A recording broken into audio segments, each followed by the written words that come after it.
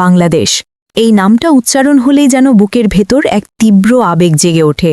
একটি পতাকা, একটি স্বপ্ন, একটি দল, যাদের হাসিতে হাসে কোটি মানুষ, যাদের কান্নায় কাঁদে গোটা জাতি।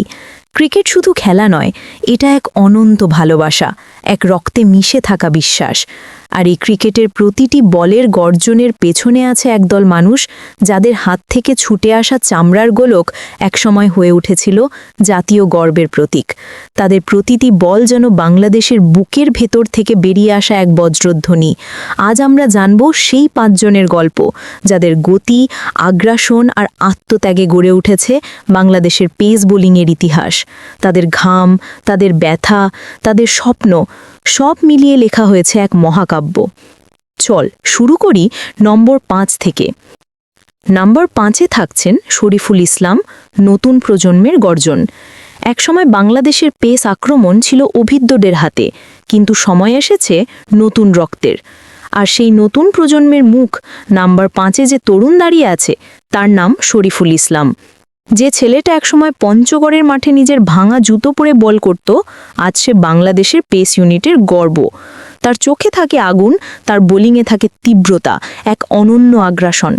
সে শুধু উইকেট নেয় না, সে উইকেট ছিঁড়ে ফেলে।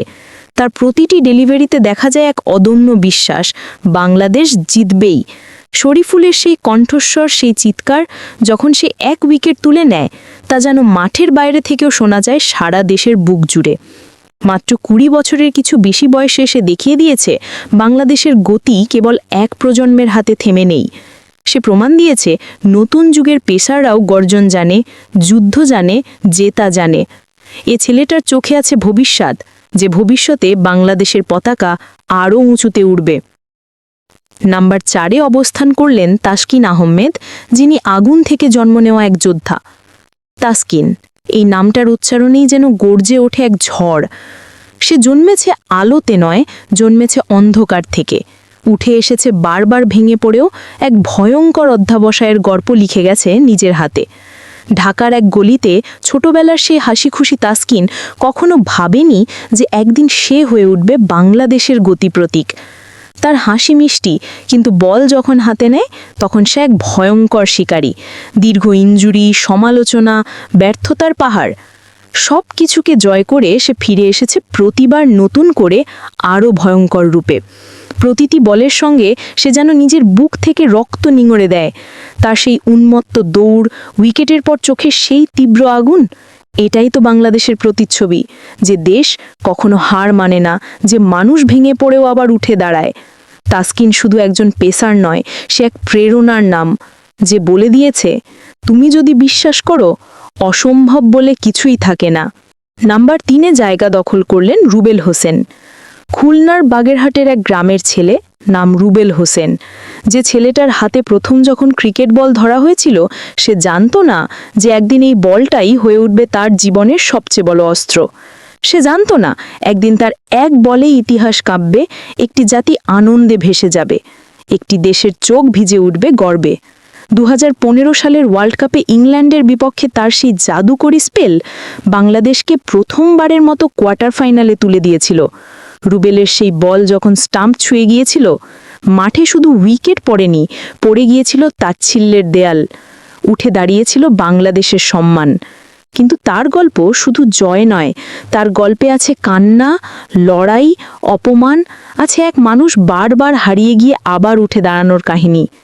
আজও যখন কেউ বলে রুবেলের বল, তখন প্রতিটি ক্রিকেট প্রেমীর বুকের ভেতর একটা স্রোত বইতে থাকে, গর্বের, স্মৃতির আর এক অবক্ত ভালোবাসার।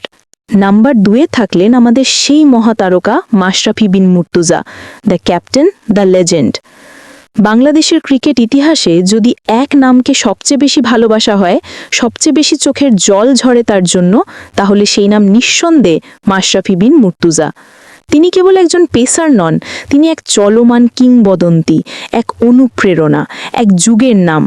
যখন এই মানুষটি বল হাতে নিতেন, তখন মনে হতো বাংলাদেশের পতাকা দৌড়াচ্ছে উইকেটের দিকে। অসংখ্য ইনজুরি, সার্জারি, ব্যথা, সব কিছু পার হয়ে তিনি প্রমাণ করেছেন যে মানুষ, যে সত্যিকারের লড়াকু, তাকে কোনো কিছুই থামাতে পারে না। তার নেতৃত্বে বাংলাদেশ পেয়েছে আত্মবিশ্বাস, পেয়েছে পরিচয়, শিখেছে আমরাও পারি। মাশরাফি মানে চোখে জল, মানে সাহসের প্রতীক। যে মানুষ নিজের হাঁটুর যন্ত্রণা ভুলে দেশের জন্য ছুটে গেছেন মৃত্যুর মতো ক্লান্ত শরীর নিয়ে। তিনি শুধু উইকেট নেননি, তিনি হৃদয় জয় করেছেন। যেদিন মাশরাফি অবসর নেবেন, সেদিন বাংলাদেশের ক্রিকেট শুধু একজন খেলোয়াড় হারাবে না, একটা যুগ হারাবে। এবং অবশেষে আমাদের কাউন্টডাউনের শেষ কিন্তু সবচেয়ে উজ্জ্বল অধ্যায়, নম্বর 1। এ নাম লিখালেন কাটার মাস্টার মুস্তাফিজুর রহমান, যার নাম উচ্চারণেই একসময় প্রতিপক্ষের মুখে ছায়া নেমে আসত, দ্য ফিজ। এই ছেলেটা যেন জন্ম থেকেই রহস্যময়। স্যাটার কাটা, কনুইয়ের জাদু, নিখুঁত কন্ট্রোল, সব কিছু মিলে সে এক অজানা বিস্ময়। যখন সে প্রথম আন্তর্জাতিক মঞ্চে পা রাখল, তখন পুরো ক্রিকেট বিশ্ব থমকে গিয়েছিল। 2 ম্যাচে 2 বার 5 উইকেট, এমন শুরু পৃথিবীর ইতিহাসে খুব কমই দেখা গেছে। তার প্রতিটি কাটার যেন বাতাস কেটে প্রতিপক্ষের স্বপ্ন ভেঙে দেয়। দেখতে শান্ত, নরম স্বভাবের এই তরুণের হাতে লুকিয়ে আছে এক অদৃশ্য ঝড়। সে হাসে কম, কথা বলে কম, কিন্তু বল হাতে নিলে তার নীরবতাই হয়ে ওঠে বজ্রধ্বনি। মুস্তাফিজ শুধু উইকেট নেয় না, সে প্রতিপক্ষকে ভেঙে দেয়, মানসিকভাবে, টেকনিক্যালি, সবভাবে। বাংলাদেশের ক্রিকেট ইতিহাসে সে এক অনন্য বিস্ময়, যে দেখিয়েছে প্রতিভা যদি সঠিক পথে যায় তাহলে সেটাই হয়ে ওঠে জাদু। আজ সে শুধু বাংলাদেশের নয়, সে পুরো বিশ্বের এক রহস্য।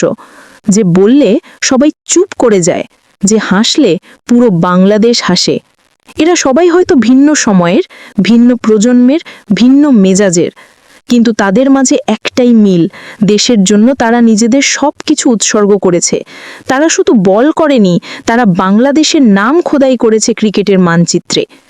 যখন মাঠে কোনো পেসার দৌড়ায়, তখন সেই দৌড়ে মিশে থাকে মাশরাফির যন্ত্রণা, মুস্তাফিজের জাদু, রুবেলের গর্ব, তাসকিনের আগুন আর শরীফুলের উদ্যম। তাদের সম্মিলিত গর্জনই আজকের বাংলাদেশের পেস আক্রমণ। বাংলাদেশের ক্রিকেট মানে গতি, বাংলার গর্ব, ক্রিকেট প্রেমীদের হৃদয়ের গর্জন। এই 5 জন শুধু ইতিহাস নয়, এরা এক জাতির স্পন্দন, যারা প্রমাণ করেছে যত ছোট দেশই হোক, যদি বুকের ভেতর থাকে আগুন, তাহলে এক বলেই ইতিহাস বদলে দেওয়া যায়। এই গর্জন থামবে না, এই লড়াই চলবে যতদিন বাংলাদেশ নামক স্বপ্নটা থাকবে। এই লিস্টে আর কার নাম থাকা উচিত ছিল, অবশ্যই জানিয়ে যাবেন আপনার মতামত। সাবস্ক্রাইব।